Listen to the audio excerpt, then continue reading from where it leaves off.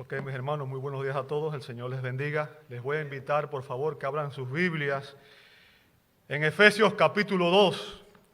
Efesios capítulo 2. Y voy a leer los versos 1 al 10. Por favor, síganme en su Biblia. Efesios 2, 1 al 10.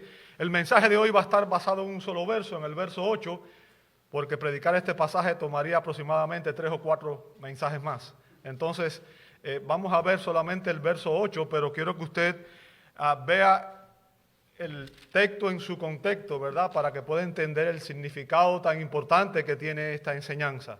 Efesios capítulo 2, versos 1 al 10. Y el título del sermón es Salvo por gracia. Salvos por gracia, ¿verdad? Dice así la palabra de Dios.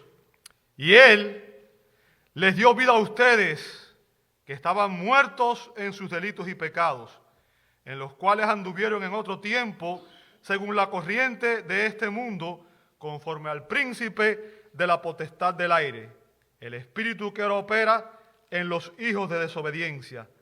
Entre ellos también todos nosotros en otro tiempo vivíamos en las pasiones de nuestra carne, satisfaciendo los deseos de la carne y de la mente, y éramos por naturaleza hijos de ira, lo mismo que los demás. Pero Dios, que es rico en misericordia, por causa del gran amor con que nos amó, aun cuando estábamos muertos en nuestros delitos, nos dio vida juntamente con Cristo. Por gracia ustedes han sido salvados. Y Él nos resucitó y con Él nos sentó en los lugares celestiales en Cristo Jesús, a fin de poder mostrar en los siglos venideros las sobreabundantes riquezas de su gracia, por su bondad para con nosotros en Cristo Jesús. Porque por gracia ustedes han sido salvados por medio de la fe. Y esto no procede de ustedes, sino que es un don de Dios, no por obras, para que nadie se gloríe, porque somos hechura suya, creados en Cristo Jesús, para hacer buenas obras, las cuales Dios preparó de antemano para que anduviéramos en ellas. Oremos, amados. Señor, damos gracias por tu palabra. Y Señor, sabemos que para exponerla nadie es suficiente, por eso rogamos que el Espíritu Santo sea el Maestro que nos ilumine y nos guíe a la verdad. Abre los oídos y los ojos de los ciegos, Señor, a tu palabra, a tu precioso evangelio, para que puedan recibir vida en Cristo Jesús. Y Señor, aquellos que estamos en Cristo, ayúdanos a conformarnos más a su imagen, para que podamos vivir de una manera que realmente te traiga gloria. Lo pedimos en el nombre santo de Jesús. Amén y amén. Pueden tomar sus asientos, hermanos. Muchas gracias a todos. Gracias por acompañarme. Amados, Efesios 2:8, Efesios capítulo 2, verso 8, enfatiza una enseñanza fundamental del verdadero evangelio, del evangelio de Dios. Este verso enseña la doctrina de sola gracia, o sola gratia es como dicen en latín, ¿verdad? Solo por gracia un pecador es salvo. Esta doctrina, la doctrina de sola gracia, es el corazón mismo de las doctrinas de la gracia. Es el tema central de las doctrinas de la gracia. Solo por gracia los pecadores somos salvos, sin ninguna contribución de nuestra parte. El gran predicador Jonathan Edwards dijo, y cito sus palabras: no aportas nada a tu salvación excepto el pecado que la hizo necesaria. No hay ninguna contribución de nuestra parte a la salvación. No hay nada que usted y yo podamos hacer en nuestras propias fuerzas para ser salvos. Eso es importante. La salvación es toda por gracia, o nada de ella es por gracia. Y este mensaje es la mejor noticia que los pecadores podemos escuchar. Si la salvación dependiera en alguna medida de nosotros, déjeme decirle, ninguno de nosotros sería salvo. Y todos pagaríamos en el infierno. ¿Ok? Ahora, el verso que vamos a examinar hoy tiene tres importantes enseñanzas referente a la salvación. Tres importantes enseñanzas referente a la salvación. La primera es que Dios es quien nos salva y lo hace por gracia. La causa eficiente de la salvación es la gracia de Dios. ¿Ok? La segunda explica el medio por el cual recibimos esa gracia.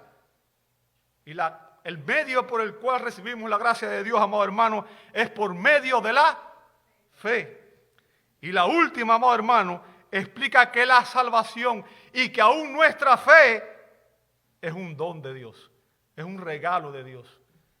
Y que no hay nada que usted y yo aportamos a eso. Bien. Vamos a examinar en primer lugar la primera enseñanza, obviamente. Pablo dice, inspirado por el Espíritu Santo, porque por gracia habéis sido salvados. Ahora, siempre que leo un texto bíblico, empiezo a hacerme preguntas, ¿verdad? ¿Qué, quién, cuándo, cómo, dónde? Ahora, la pregunta aquí es, ¿de qué necesitábamos ser salvados? ¿De qué necesitábamos ser salvados? ¿Cuál es la condición en la que se encuentra la raza humana? Esa es la pregunta clave, ¿verdad? Y eso nos lleva, fíjense, la doctrina de la gracia son como 5 eslabones en una cadena y cada uno nos va llevando al punto central y al final es que sin la gracia de Dios nadie sería salvo. Ese es el punto, ¿verdad? Ahora, ¿de qué necesitábamos ser salvos? Bueno, Pablo nos dice en el contexto, en el verso 1, ¿verdad? Dice, Él les dio vida a ustedes cuando estaban muertos en vuestros delitos y pecados. ¿Sabe? Esa expresión, muertos, es una declaración absoluta. ¿Ok? Muertos. Fíjense, Pablo no quiere decir que simplemente estuviéramos enfermos, ¿verdad? O en peligro de morir, sino que estábamos en un estado real de muerte. Literalmente, toda persona que está sin Cristo está muerta espiritualmente. ¿Okay? Obviamente el contexto está evidenciando que se refiere a la muerte espiritual, ¿verdad? Recuerden lo que Dios le dijo a Adán en Génesis capítulo 2, verso 17. Dios le dijo, del árbol del conocimiento del bien y del mal no comerás, porque el día que de él comiere, ciertamente morirás. ¿Ok? Ahora, usted sabe que ellos, Adán y Eva, comieron y obviamente pecaron, ¿verdad? E inmediatamente ellos murieron espiritualmente. Si usted ve, lo primero que trataron de hacer fue esconderse de la presencia de Dios y eso demuestra que habían perdido el conocimiento de Dios porque el Salmo 139 nos dice que no hay un lugar ni en el cielo, ni en la tierra, ni debajo de la tierra que usted y yo nos podamos esconder de la presencia de Dios. ¿Ok? O sea, desde el momento en que pecaron estaban muertos espiritualmente. Ahora, Dios fue misericordioso con ellos. Ellos vivieron físicamente muchos años más, pero ya estaban en una condición diferente a la que estaban antes de pecar. Ahora estaban muertos espiritualmente. Y yo quiero que usted entienda la idea de morir, ¿ok? El punto de morir, amado hermano, conlleva la idea básica de separación. ¿Por qué razón? Yo quiero que usted sepa, bueno, me imagino que lo sabe, si ha leído la Escritura, Dios es el autor de la vida. Y sin Dios no hay vida. Todo lo que existe tiene un origen, tiene una causa, y esa causa es Dios. Bien, entonces morir tiene la idea básica de separación, y el pecado trae muerte espiritual. ¿Por qué? Porque el pecado nos separa de Dios. Toda persona que nace en este mundo, desde que Adán y Eva pecaron, toda persona que ha nacido en este mundo, con una sola excepción, que es el Señor Jesucristo, toda persona que ha nacido en este mundo, y eso lo incluye usted, y me incluye a mí, incluye a todo el mundo, ha nacido viva físicamente, pero muerta espiritualmente. Muerta espiritualmente. Somos pecadores por naturaleza. David dijo en el Salmo 51, verso 5, que en pecado lo había concebido su madre. En maldad he sido formado y en pecado me concibió mi madre. Por tanto, amado hermano, un pecador no puede tener comunión con un Dios que es perfectamente santo. Y es por eso que la Escritura dice en Romanos 3:23 que todos somos pecadores y que estamos destituidos de su presencia. Ningún pecador puede entrar a la presencia del Dios Santo. Moriría de inmediato. ¿Ok? Amado, y el punto que Pablo está enfatizando aquí en este pasaje, que es lo que quiero que usted note, es que los muertos espirituales no pueden hacer absolutamente nada para contribuir con su salvación. Imagínense que usted se para delante de un cementerio y empieza a hablar con las personas que están en las tumbas. ¿Quién le va a responder? ¿Ok? Esa es la analogía que Pablo está estableciendo aquí. Bien. Lo paradójico es que esta enseñanza nos resulta difícil de entender. ¿Sabe por qué? Porque somos tan orgullosos, el pecado nos hace tan orgullosos que preferimos creer que nosotros somos capaces de aportar algo a nuestra salvación. Los incrédulos, amado hermano, no solo están muertos espiritualmente. La Biblia nos dice exactamente que ellos están bajo el control, dice aquí el texto bíblico, del príncipe de la potestad del aire, en el verso 2, ¿verdad? El príncipe de la potestad del aire. Y ese es un título de Satanás. O sea, es la obra del enemigo. Por permisión divina, Dios ha permitido que todo hombre esté bajo su potestad.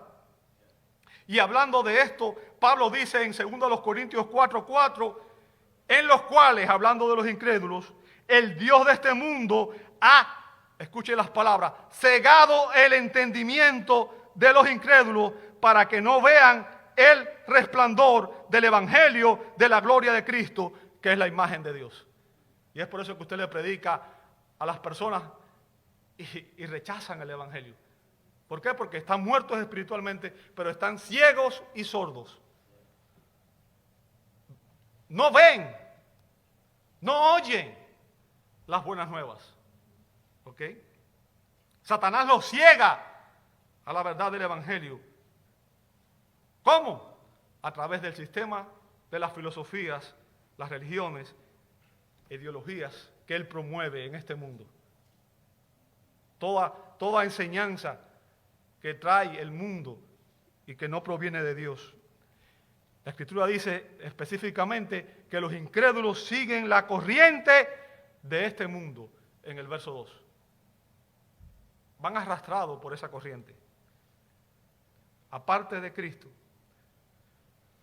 todo ser humano sigue el impulso de conformarse a las normas, al estilo de vida, a la manera en que vive el mundo. Ellos son, dice la Escritura en Juan 8:34, que los pecadores son esclavos del pecado. Esclavos del pecado. O sea, el pecado los domina. El pecado tiene autoridad sobre ellos. La pregunta es, ¿cree usted que un incrédulo en esta condición, que una persona que está muerta espiritualmente puede por sí mismo, sin ninguna ayuda, sin la gracia de Dios responder el evangelio? ¿Sabe? Eso es lo que enseñan los arminianos. Por cierto que el pelagianismo, el semipelagianismo y el arminianismo han sido condenadas como doctrinas heréticas y tristemente es lo que más se predica en las iglesias hoy. ¿Verdad? Déjeme decirle, ¿cree usted que un incrédulo sin la gracia de Dios puede responder el evangelio? Hay muchos que dicen sí. La Escritura enseña que no. 1 Corintios 2:14 dice, pero el hombre natural, yo quiero que usted entienda, el hombre natural es el hombre carnal, o sea, la persona caída, la persona en su estado, en su condición pecaminosa, ¿verdad? El hombre natural no acepta las cosas del Espíritu de Dios, porque para él son ¿qué cosas? Hermano, ¿no es cierto que el evangelio nos parecía una locura antes de estar en Cristo? ¿No es cierto que ¿Cómo es posible que un hombre pueda morir por mí y salvarme? ¿Cierto? Para él son necedad. Y vea lo que dice a continuación, fíjense. Y no las puede entender. No puede. Recuerde, usted está hablando a un muerto, a un ciego, a un sordo. No hay manera que esa persona pueda entenderlo. ¿Por qué? Porque sale de discernir ¿cómo? Espiritualmente. Por naturaleza. Todo incrédulo es un cadáver espiritual y es del todo insensible a la verdad espiritual proclamada en el evangelio externo, en el llamado externo del evangelio. ¿Ok? Sin la gracia de Dios es insensible. Y es por eso que el hombre natural, amado hermano, rechaza el evangelio porque para él es necedad, es locura. ¿Ok? ¿Por qué? Porque están muertos espiritualmente. Están muertos espiritualmente. Todas sus facultades están corruptas, son ciegos y sordos a las verdades espirituales. Su voluntad y sus afectos están totalmente desordenados. ¿Por qué? Porque aman la carne, aman el estilo de vida pecaminoso. Y como dijo el profeta Jeremías, en Jeremías 17:9, engañoso es el corazón más que todas las cosas y perverso. ¿Ok? Y perverso. ¿Sabe? En la cosmovisión judía, el corazón no es el asiento de las emociones. Nosotros hablamos del corazón y enseguida pensamos en las emociones, ¿cierto? Pero en la cosmovisión judía no era así. El corazón representaba la base del carácter, incluyendo la mente y la voluntad. Y el punto, amado hermano, es que los incrédulos siempre tienen alguna excusa para defender sus acciones pecaminosas y para justificar su condición. Recuerde, la culpa nunca es nuestra, ¿cierto? Cuando Dios empezó a preguntar, ¿por qué hiciste esto? La mujer que tú me diste, Dios, es la culpable de esto. Y después la mujer dijo, la serpiente es la culpable, ¿verdad? Siempre la culpa es de otro. Siempre tratamos de defender nuestras acciones pecaminosas. Y eso muestra, amado hermano, que sus propias imaginaciones lascivas los engañan. O sea, ellos creen, uno puede engañarse a uno mismo, uno puede engañar a otras personas, pero recuerde esto, a Dios nadie lo puede engañar. ¿Ok? Dios no puede ser burlado. Jesús dejó claro en Mateo 15:19 que del corazón provienen los malos pensamientos, los homicidios, los adulterios, las fornicaciones, los robos, los falsos testimonios y las calumnias. ¿Qué significa? Todo hombre que nace en este mundo está corrupto, está muerto espiritualmente y su corazón lo impulsa al pecado, al mal, a estas cosas. ¿Ok? Y sin la gracia divina, el hombre natural, abandonado a sí mismo, seguirá el sistema mundial malvado y corrupto que satisface su depravación moral y espiritual. Irá cada vez más profundo en el pecado. Los pecadores, dice Pablo en Efesios 4, 17 al 19, viven en la vanidad de su mente. En la vanidad de su mente. Dice que entenebrecidos en su entendimiento, excluidos de la, fíjense, excluidos. ¿Sabe lo que significa eso, verdad? Excluidos de la vida de Dios por causa, oiga esta palabra, de la ignorancia que hay en ellos por la dureza de su corazón. Y ellos habiendo llegado a ser, escuche esta otra, ser insensibles. ¿Sabe? Una persona insensible no siente nada. ¿Sabe que la analogía que se usa en el Antiguo Testamento para definir más el pecado es la lepra? ¿Por qué? Porque la lepra mata las terminaciones nerviosas. Y una persona leprosa pierde la sensibilidad y podía tomar algo caliente y no sentía que estaba caliente. ¿Ok? Y eso obviamente los conducía a la muerte al final. Bien. Ser insensibles. El pecado insensibiliza a las personas y lo arrastra en un espiral, una caída. Dice, se entregaron a la sensualidad, para cometer con avidez, escuche esto, toda clase de impureza. Esa es la condición del hombre sin Cristo. Debido a que los incrédulos están espiritualmente separados de Dios, su manera de pensar, amado hermano, en lo que respecta a las cuestiones espirituales y morales, están distorsionadas. Y es por eso lo que estamos viendo hoy, que llaman a lo bueno lo llaman malo y a lo malo lo llaman bueno. ¿Por qué? Porque están muertos, sus mentes están depravadas, no entienden las cosas espirituales, no entienden las cosas espirituales. Tienen una cosmovisión mundana, antibíblica. Por lo tanto, ignoran la verdad de Dios. Y el resultado, amado hermano, es una oscuridad voluntaria, y estoy hablando obviamente de manera espiritual, ¿verdad? Y una corrupción moral que va en aumento continuo. ¿Sabe? Hace unos años atrás, si usted le hablaba a un niño de sexo, usted era acusado como pedófilo, iba a la cárcel. Hoy se está promoviendo que hasta en las escuelas se puede hablar de sexo y pervertir niños. Y eso demuestra la depravación que hay en la mente humana, ¿verdad? La depravación. Amado, esta condición es grave. ¿Ok? Y un pecador en esta condición no tiene ningún deseo moral por Dios. ¿Me escuchó? Un pecador en esta condición no tiene ningún deseo moral por Dios, a menos que Dios en su gracia plante ese deseo en su corazón. ¿Sabe? El predicador puritano Thomas Boston dijo lo siguiente: ciertamente la corrupción está arraigada en nuestro corazón, entretejida en nuestra naturaleza, se ha hundido profundamente en nuestra alma y solo podrá ser removida mediante un milagro de gracia. Amado, cuando entendemos que nacimos muertos espiritualmente y que durante años hemos sido rebeldes a Dios, al Dios Santo, que hemos sido desobedientes, dice ahí Pablo en el verso 2, ¿verdad? De Efesios capítulo 2, dice que éramos desobedientes, bien, contra el Dios Todopoderoso y Santísimo, el Creador del cielo y la tierra. Entonces comprendemos que esta condición, dice el verso 3, que éramos hijos de ira, ¿ok? Hijos de ira. Y la ira obviamente trae como resultado y como consecuencia el juicio de Dios. ¿Ok? Por tanto, todo pecador está condenado irremisiblemente al infierno eterno.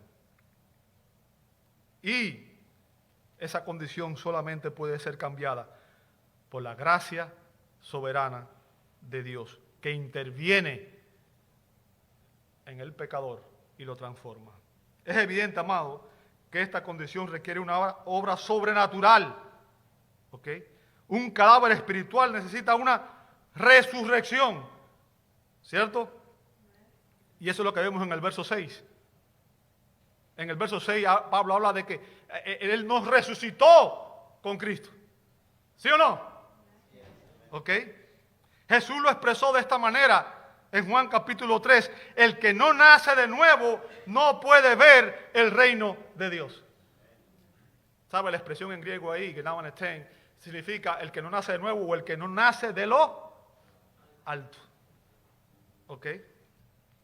¿Sabe? Y Nicodemo le preguntó, ¿cómo puede un hombre nacer siendo ya viejo? Jesús le dijo en el verso 6, lo que es nacido de la carne, carne es, y lo que es nacido del espíritu, espíritu es. Verso 8, el viento sopla de donde quiere y oye su sonido, pero no sabes de dónde viene ni a dónde va. Así es todo aquel que es nacido del espíritu. Ahora, el punto, amado hermano, es que como nosotros no podemos controlar el viento, tampoco podemos controlar la obra soberana de Dios. Es Dios quien hace esa obra en su soberanía. Bien, es Dios quien hace esa obra en su soberanía. Aquellos que nacen de nuevo son nacidos de Dios. Dice el Evangelio de Juan en el capítulo 1, verso 13, dice que no nacieron o fueron engendrados de sangre, ni de la voluntad de la carne, ni de la voluntad del hombre, sino de Dios. ¿Entiende el punto? Es Dios quien nos hace nacer de nuevo. Es Dios quien nos hace nacer de nuevo. El nuevo nacimiento de un hijo de Dios es una obra sobrenatural de Dios. Él nos regenera, Él nos imparte vida. Él obra un cambio radical en nuestra naturaleza. Y quiero que entienda, en la regeneración, el hombre es totalmente pasivo. No aportamos nada, ¿verdad? Dios es el único agente activo que produce el milagro creativo del nuevo nacimiento. Es por eso que Pablo dice, porque por gracia sois salvos. Porque la gloria es para Dios. Y Él es el único responsable. ¿Sabe? El gran teólogo B.B. Warfield escribió, el evangelio no es realmente el evangelio a menos que sea un evangelio de gracia. En otras palabras, el evangelio solo es una buena noticia si anuncia lo que Dios ha hecho para salvar a los pecadores. Y si eso es cierto, entonces el evangelio permanece o cae con las doctrinas de la gracia. ¿Ok? La pregunta entonces es, ¿cómo puedo yo, si estoy en esta condición, llegar a ser salvo? ¿Cierto? Bueno, vamos a examinar la segunda enseñanza. Pablo dice que es por medio de la fe. Ahora, y aquí quiero hacer el énfasis en esto, amado. Quiero que me preste mucha atención lo que voy a decir porque esto es importantísimo, amado. Muchos enseñan que la fe precede a la regeneración. O sea, que la fe es la que trae la regeneración. En otras palabras, que para que una persona sea regenerada o que nazca de nuevo, todo lo que debe hacer es creer. Es lo que enseñan muchos, ¿verdad? Y creen que el hombre caído tiene suficiente gracia o tiene el poder moral para inclinarse positivamente a elegir a Cristo. Ahora, quiero que entiendas algo. Esa enseñanza no es bíblica. ¿Por qué? Porque esa enseñanza convierte la fe en una obra meritoria. En una obra meritoria. ¿A qué me refiero? Si usted cree eso, tiene que entender que después usted podría decir, bueno, yo soy salvo no solamente por lo que Cristo hizo por mí, sino porque yo tuve la suficiente sabiduría o la suficiente madurez para aceptar a Cristo cuando otros lo rechazan. Y eso implica que usted es mejor que los que están afuera y los que están sin Cristo. De alguna manera, usted tiene una participación y usted puede decir y gloriarse, decir, bueno, Cristo hizo el 99%, pero yo hice un 1% porque yo puse mi fe. Pero ¿sabe qué? La gracia de Dios significa que la salvación es 100% de Dios. No hay 1%, no hay ni un 0,000000000.1% que sea tuyo. ¿Comprendes eso? Es importante que entendamos eso. En el orden de la salvación, ¿ok? El orden de la prioridad lógica en la salvación, la regeneración precede a la fe. ¿Qué significa? Que para que un hombre pueda ejercer la fe, primero tiene que recibir vida espiritual. Bien, el apóstol Pablo declara que Cristo nos salva, dice en Tito 3:5, mediante el lavamiento de la regeneración y por la renovación por el Espíritu Santo. O sea, es el Espíritu Santo el que aplica la salvación al alma del pecador. Es el que nos imparte vida, es el que nos convence de pecado, justicia y juicio. Es el que abre nuestros ojos espirituales. ¿Ok? Y esto significa, amado hermano, que antes de que una persona pueda ejercer la fe salvífica, antes de que pueda creer en Cristo, antes de que voluntariamente corra a los pies de Cristo, Dios debe hacer algo por ella y en ella para que se pueda ejercer la fe. La fe, por tanto, amado hermano, es el mero acto de aceptar la gracia que Dios nos ofrece y no la base sobre la cual se obtiene la salvación. No somos salvos por nuestra fe, somos salvos por la gracia, y la fe simplemente es la mano que recibe el don, el regalo que Dios nos da.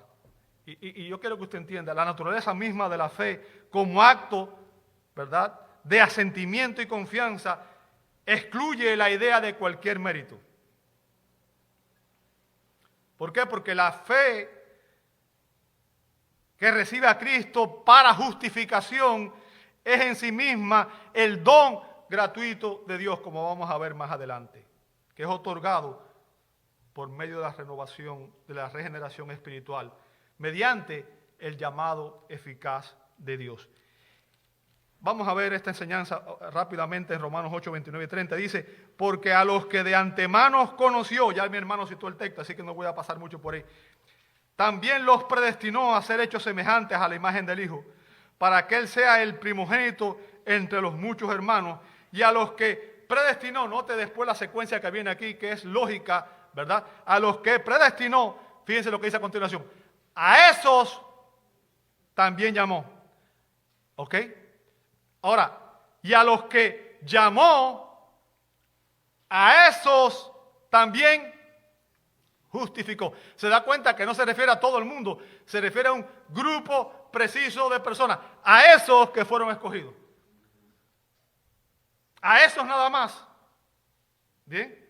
Y fíjense que aquí se está hablando de un llamado eficaz, porque es aquellos que predestinó, fue a los que llamó, a esos que llamó, los justificó. Y recuerde, la justificación es un acto de Dios soberano por el cual Dios le imputa nuestros pecados a Cristo y nos imputa la perfecta justicia de Cristo a nosotros, nos acredita esa justicia, de tal manera que todos nuestros pecados, pasados, presentes y por venir, son perdonados en Cristo, y nosotros somos reconciliados con Dios, como dice en Romanos 5:1, justificados pues por la fe, tenemos entonces paz con Dios. Somos reconciliados con Él, ¿verdad? Y dice aquí, y a los que justificó, a estos, no a otros, también glorificó. Y eso indica que la salvación de principio a fin es una obra soberana de Dios.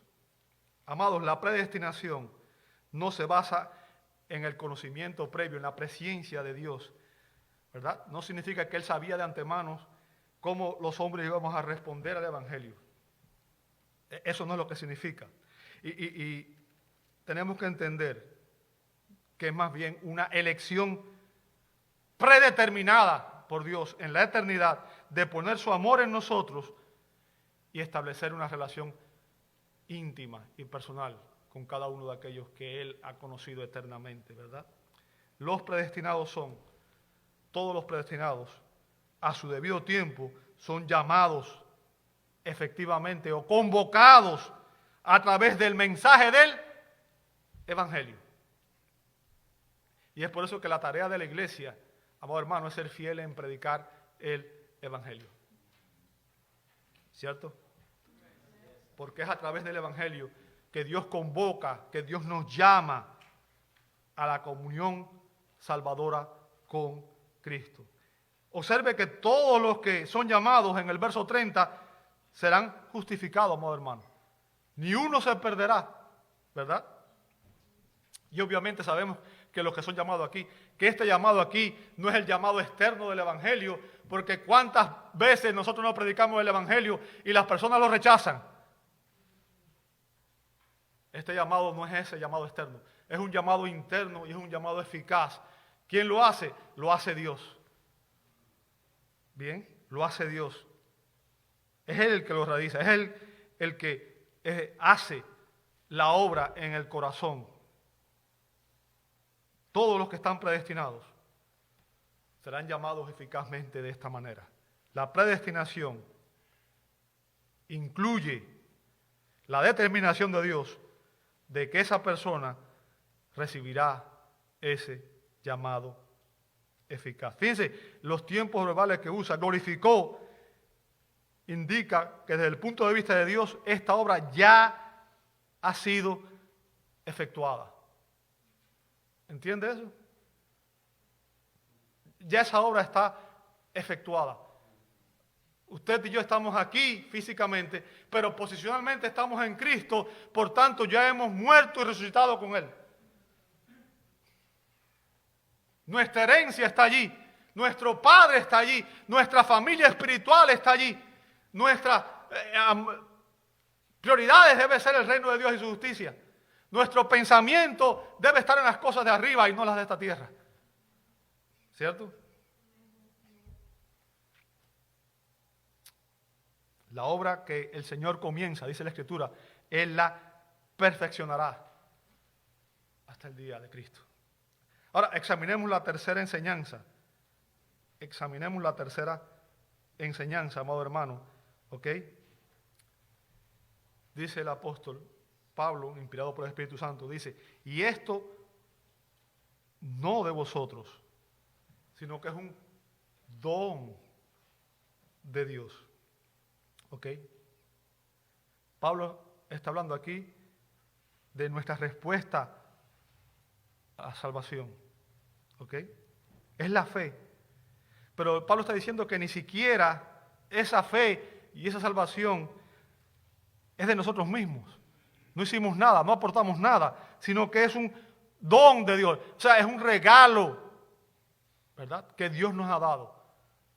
Es un regalo que Dios no nos ha dado. Y la fe misma es un don que se da como resultado de la regeneración que Dios hace en nosotros. Porque, nuevamente, de lo contrario, si la fe fuera la causa eficiente de nuestra salvación, amado hermano, la salvación sería en parte por nuestras propias obras. Y tendríamos algún motivo para gloriarnos. Y lo que Pablo está haciendo, amado hermano, es enfatizando que aún la fe,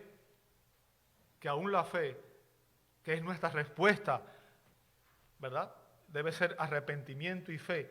¿Por qué? Porque cuando escuchamos el Evangelio tenemos que entender que se nos llama, se nos confronta con nuestra condición perdida, con nuestro pecado, y que hemos quebrantado la ley de Dios, que merecemos el juicio eterno, y entonces Dios obra en nosotros, el Espíritu Santo nos regenera, y la respuesta es arrepentimiento por nuestro antiguo estilo de vida y fe.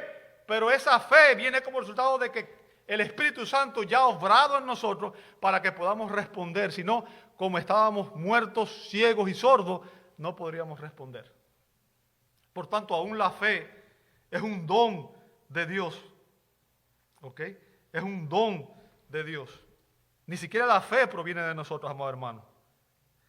Ahora, y esto es importante porque, ¿sabe? Una expresión que se usa comúnmente para hablar de esta doctrina, cuando se habla de la doctrina de la gracia, se usa el término gracia irresistible, ¿verdad? Y soy consciente de que esa expresión resulta un poco confusa para muchos. Es por eso que se han hecho algunos, cuando se predica la doctrina, se hacen algunas aclaraciones. ¿Por qué? Porque uno asume que significa que Dios va a traer obligado, ¿verdad?, a los pecadores contra su voluntad. ¿Bien? Pero no es eso lo que quiere decir esta expresión. Por eso yo, en vez de usar la expresión gracia irresistible, prefiero usar la expresión gracia eficaz, ¿verdad? Gracia eficaz. Creo que también define el término de una manera más clara y no crea tanto conflicto en nuestra mente, ¿verdad? Dios no nos obliga, digamos, a ir en contra de nuestra voluntad a Cristo, sino que cuando Él obra la regeneración, cuando Él abre nuestros ojos espirituales, cuando uno recibe vida espiritual, hay un cambio tan grande. Dice la Escritura en 2 Corintios 5:17, si alguno está en Cristo, ¿qué cosa? Nueva criatura es. Y cuando antes estábamos totalmente indispuestos a correr a Cristo, ahora El pecador que ha sido regenerado está dispuesto, y más que dispuesto por sí mismo, de ir a los pies de Cristo. ¿Ok? No somos obligados a ir a Cristo, sino que nosotros mismos, cuando Dios abre nuestros ojos espirituales, veremos su belleza, su gloria, y habrá gratitud en nuestros corazones, y sentiremos un amor que es incomparable, porque nos daremos cuenta del inmenso amor de Dios, y la respuesta será un amor que transforma nuestras prioridades, nuestras actitudes, y dejamos de ser lo que éramos y empezamos a ver la vida ahora a los ojos. Y el Cristo que antes rechazábamos, que antes vituperábamos, que antes no podíamos ni oír hablar de Él, ahora se convierte en la primera persona en nuestros afectos. El Cristo que antes nos resultaba tan repulsivo, ahora se convierte en el objeto supremo de nuestro amor. Y nuestro corazón, que antes estaba endurecido y que era como piedra y que rechazaba el llamado del Evangelio, el llamado del Evangelio externo, fue transformado por Dios. Y como Dios nos hizo nuevas criaturas, ahora tenemos vida espiritual en Cristo. Y queremos ir a Cristo. Y amamos a Cristo. ¿Ok? Pero la razón por la que quiero ir a Cristo es porque Dios ya ha hecho una obra de gracia en mí. ¿Ok? Y sin esa obra, nunca tendríamos el deseo de ir a Cristo. Por eso nosotros decimos que la regeneración precede a la fe. Hermanos, la regeneración es una obra monergística. ¿Ok? Y yo sé que esa palabra es un poco técnica y quizás alguno no sepa a lo que me estoy refiriendo. Hay dos posiciones. El sinergismo significa que nosotros aportamos algo o que tenemos suficiente gracia y que de alguna manera cooperamos con Dios en nuestra salvación. Pero cuando se habla de monergismo, lo que esencialmente esto significa es que el nuevo nacimiento o la regeneración es una obra soberana de Dios en el alma humana. El doctor R.C. Sproul afirma que cuando el término monergismo está vinculado con la palabra regeneración, la frase describe una acción mediante la cual Dios, el Espíritu Santo, trabaja en un ser humano sin la ayuda o cooperación de esa persona. Esta gracia de regeneración puede llamarse gracia operativa.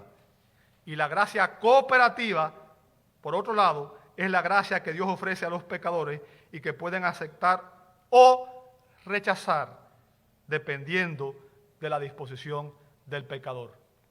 Y es por eso que cuando una persona escucha el Evangelio externo puede rechazarlo, ¿verdad? Porque obviamente es la gracia cooperativa. Pero la gracia obviamente que está hablando aquí es la gracia operativa de Dios, en la cual Dios nos llama eficazmente a salvación. Y para ese llamado, el pecador es atraído por Dios de tal manera que él se vuelve a Él. ¿Ok? Y vamos a ver, por ejemplo, un pasaje. Yo sé que muchas veces, como dije, esto nos cuesta trabajo aceptarlo por nuestro orgullo, pero quiero que vea conmigo Ezequiel 36, 25 al 27. Hermano, si usted habla su Biblia allí, Ezequiel 36, 25 al 27, quiero que vea, y después vuelve conmigo a Efesios, pero quiero que vea este texto para que lo lea conmigo y se dé cuenta, ¿verdad? Ezequiel 36, 25 al 27.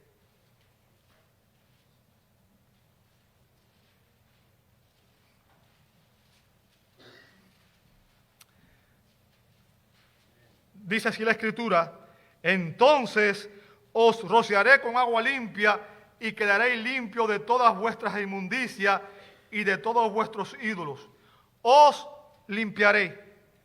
Además, os daré, bien, un corazón nuevo. ¿Quién nos va a dar un corazón nuevo? Dios. Él lo va a hacer. Bien. Os daré un corazón nuevo.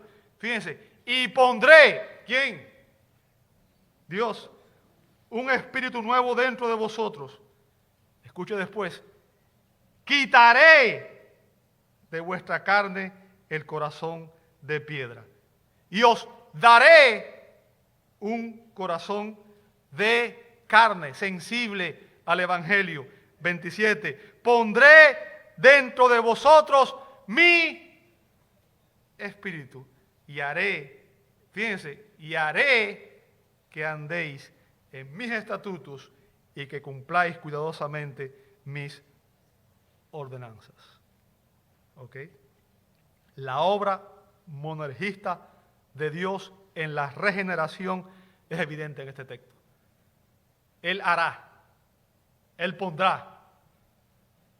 Siempre es Él. Siempre es Él.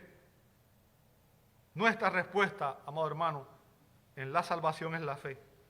Pero ni siquiera esa fe es de nosotros, sino que es un don de Dios. Tenemos que entender eso. La salvación es un regalo, no un premio. No un premio. Escuche las palabras de Pablo en Efesios 2, 5 al 7.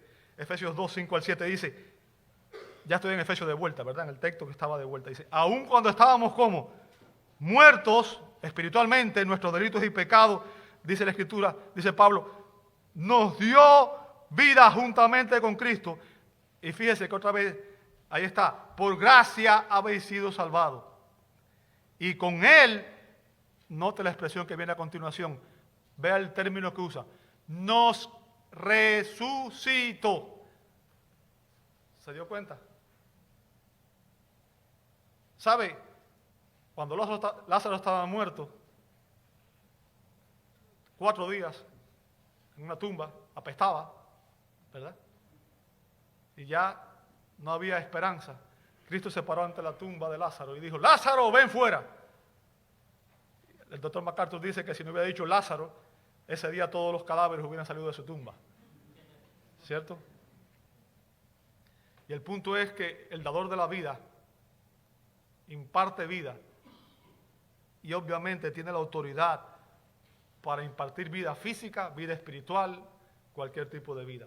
Dice aquí que Él no resucitó. ¿Quién lo hizo? Él. Fue su obra. ¿Ve? Y con Él, dice, nos sentó. Fíjense que siempre que se habla, se está hablando de lo que Dios hace en nosotros, no de lo que nosotros hacemos en la salvación. Nos sentó posicionalmente en los lugares celestiales en Cristo, a fin de poder mostrar, y este es el punto importante que quiero que usted entienda, si yo cooperara en la salvación, yo tendría algún mérito, yo recibiría alguna gloria, pero al final la salvación de principio a fin es para la gloria de Dios. Bien, a fin de poder mostrar en los siglos venideros las abundantes riquezas de su gracia, por su bondad, para con nosotros en Cristo Jesús. O sea, una persona que está espiritualmente muerta necesita esa resurrección. Necesita que Dios le dé vida. Y es cuando el Espíritu Santo nos regenera, trae esa vida espiritual, que entonces podemos responder al Evangelio. El poder, amado hermano, que resucita a los incrédulos de la muerte y que les da vida espiritual, es el mismo poder que energiza cada aspecto de la vida cristiana. La gracia soberana de Dios. ¿Sabe? El término gracia, caris, muchas veces se traduce como favor inmerecido. Y a veces a nosotros eso le pone una limitación porque pensamos que la gracia simplemente tenía el propósito de llevarnos a la salvación, ¿verdad? La salvación la recibí por gracia y ya el resto de mi vida la vivo como me da la gana. Pero yo quiero que usted entienda, la gracia es el poder que nos habilita para vivir la vida cristiana. La gracia es la que nos habilita para poder servir. Pablo dijo que él había hecho obras, pero no, dice, no fui yo, sino la gracia de Dios en mí. Y usted sabe las cosas que hizo Pablo, ¿cierto? Pero Pablo reconocía que no era su sabiduría, que no era su poder, que no era su suficiencia, que no era Pablo, era la gracia de Dios, la que habilita a los pecadores para que podamos vivir la vida espiritual. ¿Sabe? El término, si usted ve ahí en ese pasaje, los verbos resucitó y sentó en el verso 6, indica también que estos son resultados inmediatos y directos de la salvación. Y fíjense que están ya como algo pasado, ¿cierto? El creyente no solo ha recibido vida espiritual, sino que Dios, dice Colosenses 1:13, escuche esto, en el día de la salvación, el día que usted y yo fuimos transformados, dice que Dios nos libró del dominio de las tinieblas y nos trasladó al reino de su amado Hijo. Posicionalmente, todo cristiano ha sido trasladado del reino de las tinieblas al reino de Cristo. ¿Ok? ¿Sabe? Y el término griego aquí, traducido como nos libró, significa atraer hacia sí o rescatar. Y se refiere a la liberación espiritual del creyente por parte de Dios. Es Dios quien hace esa obra de manera soberana, no somos nosotros. ¿Ok? Y el creyente ahora ha muerto al pecado y vive para la justicia. ¿Entiende el punto? Dios nos transforma, pero, Dios nos salva, pero no nos salva para dejarnos igual como creen algunos. Dios nos salva, pero la obra que Él comienza, la justificación, lleva a la santificación. Y quiero que entienda esto, sin santidad nadie verá a Dios. Si usted no está creciendo en santidad, si Dios no está obrando en usted un cambio, una transformación, si usted no está creciendo en semejanza con Cristo, algo no está bien. ¿Bien? ¿Por qué? Porque la Biblia dice claramente que sin santidad nadie verá a Dios. Y la santificación, esos que están siendo justificados, esos que han sido justificados, que están siendo santificados, son los que van a ser glorificados.